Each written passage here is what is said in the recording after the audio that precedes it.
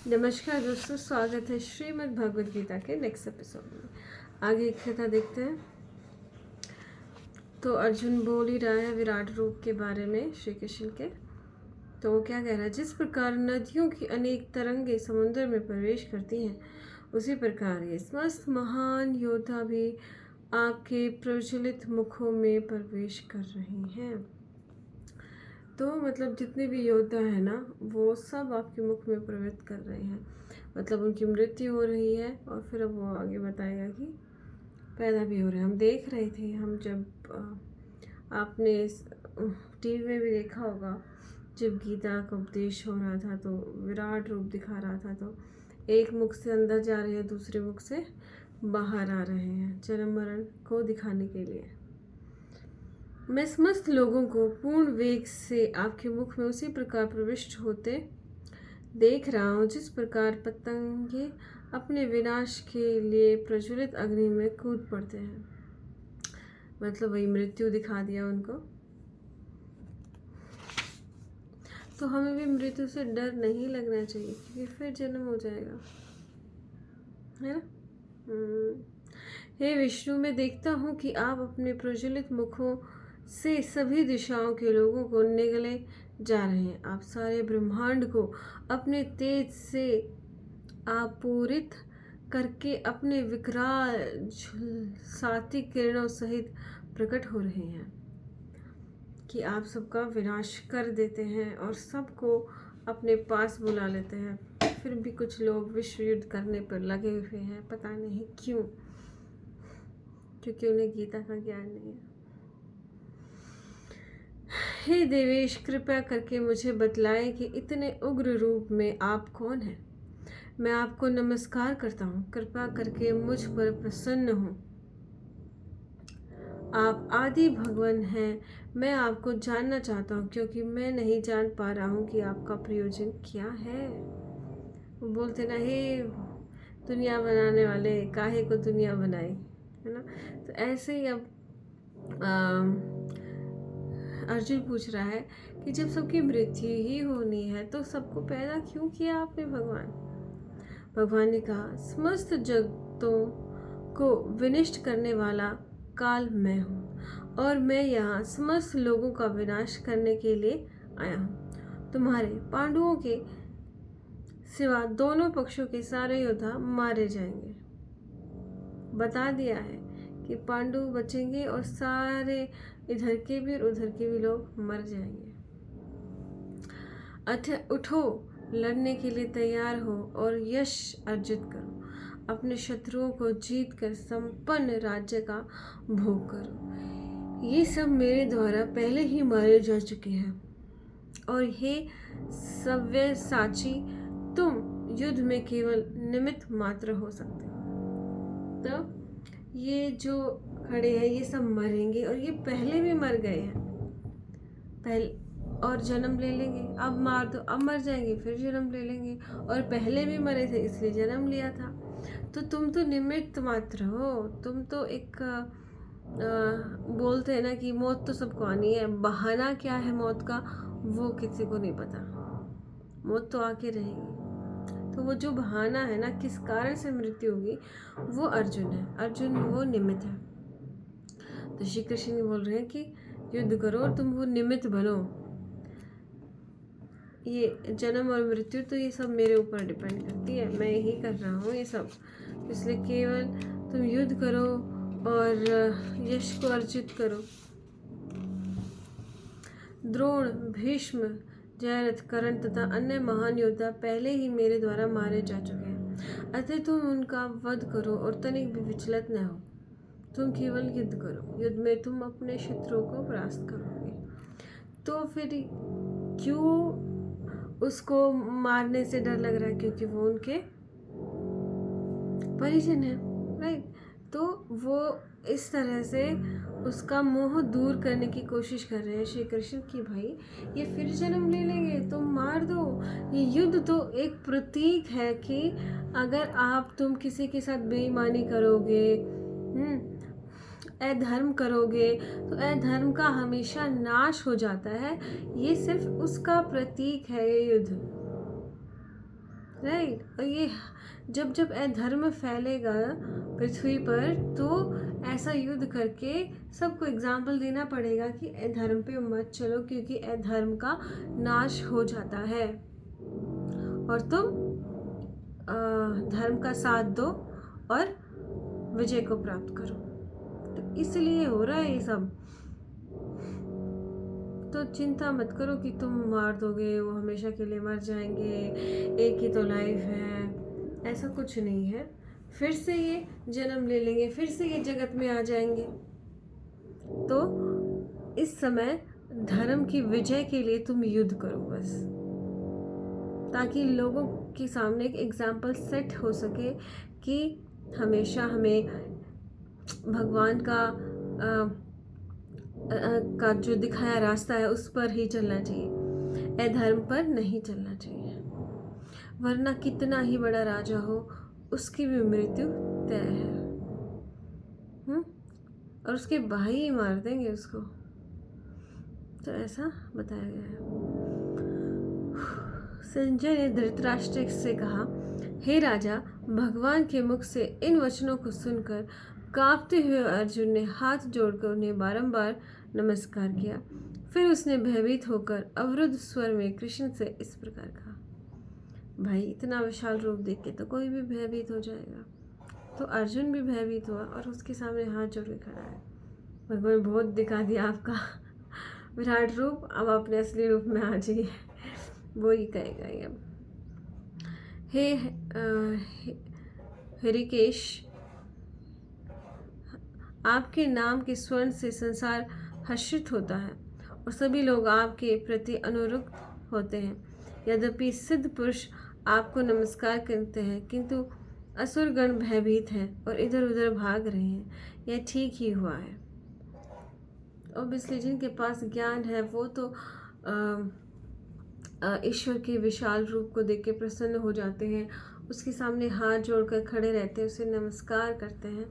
और जो असुर हैं वो उनसे डर के इधर उधर भाग जाते हैं। तो हमें डर के बुराई नहीं छोड़नी कि अरे नहीं, अगर ऐसा कर दिया ना तो उसमें नरक में जाके ये सज़ा मिलेगी। इस डर को अंदर रखते हुए हमें अच्छे काम नहीं करने हैं। वो तो असुर वाला बात हो गई है। हमें ये सोचकर बुरे काम छोड़ देने हैं कि हमें ईश्वर से प्रेम है और हमें उसके पथ पर चलना है, और उसका पथ हमेशा सच्चाई का, अच्छाई का है, और उसी पथ पर हमें चलना है। हमें ऋषि बनकर, साधु बनकर, अच्छा इंसान बनकर जीना है, ना कि असुर बनकर। और जो हमारे अंदर असुरता आ गई है उसे अगर हम ख़त्म कर सकते हैं तो वो बहुत अच्छी बात है। तो इस तरह से हमें असुर नहीं, साधु बनकर जीना है। आगे देखते हैं। हे महात्मा, आप ब्रह्मा से भी बढ़कर हैं, आप आदि दृष्टा हैं, तो फिर वे आपको सादर नमस्कार क्यों न करें। हे अनंत, हे देवेश, हे जगन्वास, आप परम श्रोता, अक्षर, कारणों के कारण तथा इस भौतिक जगत से परे हैं। वो बोल रहा है कि साधु लोग आपको नमस्कार क्यों कर रहे हैं, क्योंकि आप में बहुत सारी अच्छाई है, आप में इतने सारे गुण हैं, आप सर्वशक्तिमान हैं। तो आप कारणों की भी कारण है, इस संसार का कारण ही आप है, आपने ही संसार को रचा है। तो आपको नमस्कार नहीं करेंगे तो हम किसको नमस्कार। आप आदि देव हैं, सनातन पुरुष तथा इस दृश्य जगत के परम आश्रय हैं।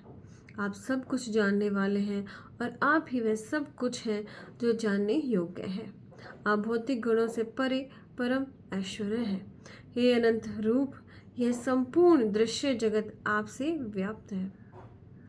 तो क्या कह रहे हैं, फिर से और व्याख्यान कर रहे हैं ईश्वर के गुणों का कि आप आदि देव हैं, आप सनातन पुरुष हैं, आप दृश्य जगत के परम आश्रय हैं। आप ही ने सबको आश्रय दे रखा है। आश्रय देने के लिए पृथ्वी बनाई है, इतना अच्छा सौरमंडल बनाया है, और दूसरे ब्रह्मांड भी बनाए हैं जहाँ पे और लोग भी रहते हैं। आप सब कुछ जानने वाले हैं और आप ही सब कुछ हो। आप सब जानते हो और आप ही हमारे सब कुछ हो। आप भौतिक गुणों से परे परम आश्रय है, भौतिक गुण है ना जो, उनसे भी आप ऊपर हो। हे अनंत रूप, यह संपूर्ण दृश्य जगत आपसे व्याप्त है। कि आपने ये जो दृश्य जगत है, जिस जगत को हम देख पा रहे हैं, जिस जगत में इतने सुंदर सुंदर दृश्य आपने बनाए हैं, वो आप ही के कारण है। यहाँ पर आप वायु हैं, आप परम नियंता भी हैं, आप अग्नि हैं, जल है तथा चंद्रमा है, आप आदि जीव ब्रह्मा है, और आप परम पितामह है। अतः आपको 1000 बार नमस्कार और पुनः पुनः नमस्कार। देखिए, जो जितना बड़ा इंसान बनता जाता है संसार में, उसका उतना ही आदर होता है। ये नहीं है कि भाई अरे ये तो मामूली इंसान है, 2 फूल दे के इसका आदर कर दो। नहीं, जैसे जैसे आपकी विद्या ऊपर चली जाती है, या आप और ज़्यादा महान बनते चले जाते हैं, तो आपको उतना ही अच्छे से लोग आदर करने लग जाते हैं, राइट। आप वीआईपी पर्सन बन जाते हो, वेरी वेरी वीआईपी पर्सन बन जाते हो। तो इसी तरह से अर्जुन भी भगवान को बोल रहा है कि आप तो इतने इतने इतने ज़्यादा महान हैं कि आपको मैं पुनः पुनः नमस्कार कर रहा हूँ, बारंबार आपको मैं नमस्कार कर रहा हूँ, राइट। तो और हम कैसे कर सकते हैं उसको नमस्कार? हम उसका जाप करके कर सकते हैं, राइट। एटलीस्ट हमें 4 से 5 माला जाप तो रोज़ करनी ही चाहिए, राइट। क्यों? क्योंकि जाप करने से हम उस ईश्वर के प्रति अपना आभार व्यक्त कर रहे हैं। हम में जो अहंकार धीरे धीरे समय के साथ बढ़ता जा रहा है, उसको हम कम कर लेते हैं कि भाई मैं ही नहीं हूँ सब कुछ, मैं तो सिर्फ एक साधन मात्र हूँ, और हम यहाँ इस दुनिया में किराए के मकान में रह रहे हैं। एक किराए का मकान है हमारी ज़िंदगी, जो ईश्वर की दी हुई है। तो इसे अपना मानकर बैठ जाना और फिर ये बोलना कि मैं तो यहाँ से अब जाऊँगा ही नहीं, तो वो बहुत बुरी बात है। हमें ये चीज़ जाननी चाहिए। तो इसलिए बार बार जब हम ईश्वर का जाप करते हैं, तो हम अपनी औकात में रहते हैं। हमें अपनी औकात पता चलती रहती है कि हम परम पिता के भक्त हैं। हम खुद ही परम पिता नहीं हैं, हम उसके भक्त हैं। अब उसका फ़ायदा क्या होता है? जब एक इंसान में अहंकार कम होता है, तो उसके अंदर शांति आती जाती है। उसका घमंड दूर होते ही उसके अंदर शांति, एक स्थिरता आती रहती है, और वही असली सुख है। कई बार आपने लोगों को देखा होगा टेंशन में फिरे आते रहते हैं। बेशक उनके पास कितना ही धन हो, लेकिन इतनी टेंशन में रहते हैं। वो बोलते हैं अरे ना सोने का पता है, ना जागने का पता है, ना खाने का पता है। भाई थोड़ी देर ठहर के फिर पता कर ले, हैं? इतना पैसे के पीछे क्यों पड़ा है? जब तू पैसे को काम ही नहीं ला सकता आपने, तो क्यों पड़ा है उस पैसे के पीछे? क्यों पड़ा है? क्योंकि उसने पैसे को अपना मान लिया कि मेरा पैसा, मेरे बच्चे, मेरे बच्चों का पैसा, मैं पैसा कमा के जाऊंगा। सब कुछ उसने मेरा अपना मान लिया है, इसलिए ये दिक्कत हो रही है। तो ऐसा नहीं समझना है हमें, और नहीं कब समझेंगे? जब हम ईश्वर का जाप करेंगे। हम ईश्वर को ही भूल जाते हैं, जबकि वो हर जगह है। आप अब देखिए, आप एक कमरे में बंद हैं और वहाँ पर सीसीटीवी कैमरा लगा हुआ है, और आपको पता है कि सीसीटीवी कैमरे में अगर आपने कोई गलत काम कर दिया तो वो पकड़ा जाएगा और आपको सज़ा हो जाएगी। तो क्या आप गलत कार्य करेंगे? नहीं करेंगे ना। तो उसी तरह से बार बार जाप करने से आपको ये भी एहसास होता है कि ईश्वर हर जगह है, हर वक्त मौजूद है, मुझे कोई गलत काम नहीं करना है। हम ईश्वर को ही भूल जाते हैं। हम भूल जाते हैं कि भाई सीसीटीवी कैमरा लगा हुआ है हर जगह, राइट। तो हम अच्छे से काम कर लेंगे तो हमारा जीवन सुधर जाएगा, और जीवन के बाद जो अगला जीवन मिलेगा वो भी सुधर जाएगा। आपको आगे पीछे तथा चारों ओर से नमस्कार। हे असीम शक्ति, आप अनंत पराक्रम के स्वामी हैं, आप सर्वव्यापी हैं, अतः आप सब कुछ हैं। असीम शक्ति है, सबके स्वामी हैं, सर्वव्यापी हैं, तो उन्हें हम आगे पीछे चारों ओर से नमस्कार कर रहे हैं।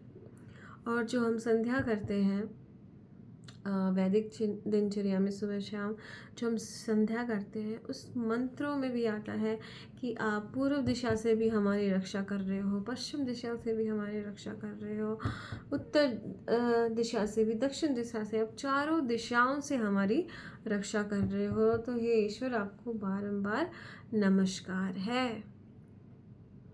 ऐसा संध्या के मंत्रों में आता है। आगे देखते हैं। आपको अपना मित्र मानते हुए मैंने हठपूर्वक आपको हे कृष्ण, हे यादव, हे सखा जैसे संबोधनों से पुकारा है, क्योंकि मैं आपकी महिमा को नहीं जानता था। मैंने मूर्खतावश या प्रेमवश जो कुछ भी किया है, कृपया उसके लिए मुझे क्षमा कर दें। यदि नहीं, मैंने कई बार आराम करते समय, एक साथ लेटे हुए या साथ साथ खाते या बैठते हुए, कभी अकेले तो कभी अनेक मित्रों के समक्ष आपका अनादर किया है। हे अच्युत, मेरे इन समस्त अपराधों को क्षमा करें। एक भजन भी आता है ना, क्षमा करो हे मेरे प्रभु जी, अब तक के सारे अपराध थोड़ा लोथन की। आगे आगे और भी ये पूरा भजन आ जाता है ऐसे कि क्षमा कर दो, अब तक जितने भी अपराध मैंने किए हैं उन सबको क्षमा कर दो हे प्रभु। कि गलती से मैंने आपको कुछ बोल दिया, कई बार हमारे साथ कुछ बुरा हो जाता है तो हम क्या कहते हैं, ये भगवान ये क्या कर दिया, जबकि भगवान कुछ नहीं करता। ठीक है, हमारे कर्मों का फल ही दे रहा है बस, लेकिन फिर भी हम बोलते हैं हे भगवान ये क्या कर दिया, सब कुछ अच्छा चल रहा था, एकदम इतनी बड़ी मुसीबत दे दी। तो वही राम के नाम क्यों नहीं जपा? और जपा है तो उसने तुम्हें उस सिचुएशन में सम रहने की, एक जैसा रहने की शक्ति भी दी है, उस ज्ञान दिया है, उस ज्ञान का प्रयोग करो और उस सिचुएशन से बाहर निकलो। इसमें रोना क्यों है आपको? तो कई बार हम ऐसे रोने लग जाते हैं, तो हम बोल रहे हैं क्षमा कर दीजिए प्रभु जी, क्षमा कर दीजिए। जब हम ऐसे बोलते हैं ना क्षमा कर दीजिए, तब भी हम अपने अहंकार को कम कर रहे हैं, क्योंकि हम क्षमा अपने से शक्तिशाली से ही मांगते हैं, राइट? क्योंकि अगर हमने क्षमा नहीं मांगी तो ये हमारा कुछ बुरा कर सकता है। तो क्षमा मांगने से भी आपके आधे जो चीज़ें हैं वो सॉल्व हो जाती हैं, और ईश्वर फिर आपका अच्छा ख्याल भी रखता है कि बच्चे को पछतावा हो जाता है कर्म करने के बाद, तो चलो इसको ज्ञान देता हूँ।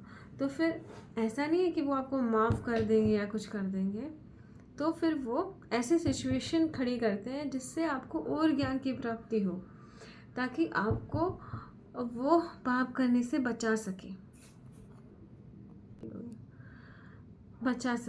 और वो ऐसे सिचुएशन ला देते हैं। अब जैसे मैं सिर्फ भक्ति करती रहती थी, लेकिन वो चीज़ें कभी कभी भूल जाती थी, तो फिर ईश्वर ने मेरे अंदर ऐसी भावना जागृत की कि मैं आध्यात्मिक पुस्तकें पढ़ने लग जाऊं, क्योंकि बहुत बार ऐसा होता था कि हमें पता है कि हम गलत काम कर रहे हैं, लेकिन उसको हम रोक नहीं पाते थे। क्योंकि हम हर रोज़ स्वाध्याय नहीं करते थे। जैसे भूख मिटाने के लिए हर रोज़ खाना खाना पड़ता है, उसी तरह से सच बोलने की हिम्मत, अच्छा कार्य करने की हिम्मत लाने के लिए हर रोज़ स्वाध्याय भी करना पड़ता है, अच्छी पुस्तकें पढ़नी ही पड़ती हैं, ध्यान लगाना ही पड़ता है।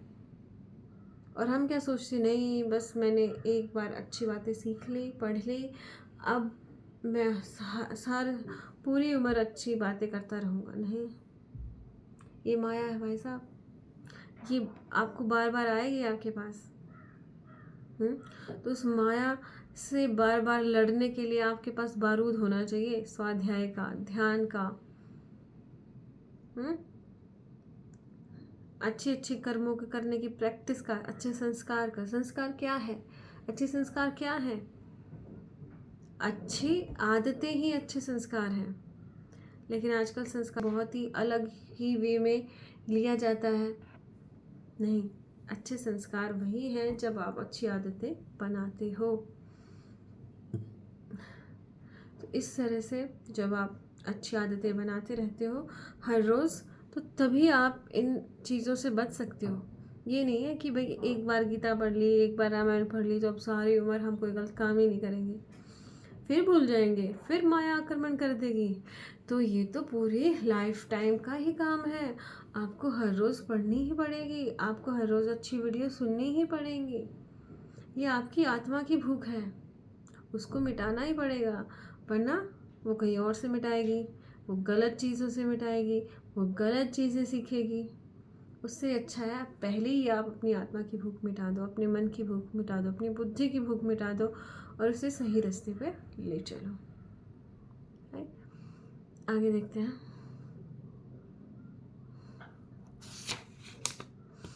पहले कभी न देखे गए आपके इस विराट रूप का दर्शन करके मैं पुलकित हो रहा हूँ, किंतु साथ ही मेरा मन भयभीत हो रहा है।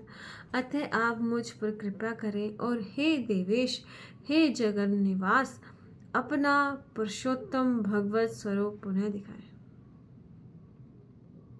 मतलब इससे मैं प्रसन्न भी हुआ हूँ आपका ये दिव्य रूप देखकर, लेकिन भयभीत भी हो गया हूँ। इसलिए कृपया करके आप अपना जो पुरुषोत्तम भगवत स्वरूप है ना, वो पुनः दिखाएं। नॉर्मल हो जाइए भगवान, मैं खुश भी हूँ लेकिन मैं भयभीत हो गया हूँ। राइट, आप ये इमेजिन करिए एक दिन आपको सपने में भगवान है आपको अपना रूप दिखा दें,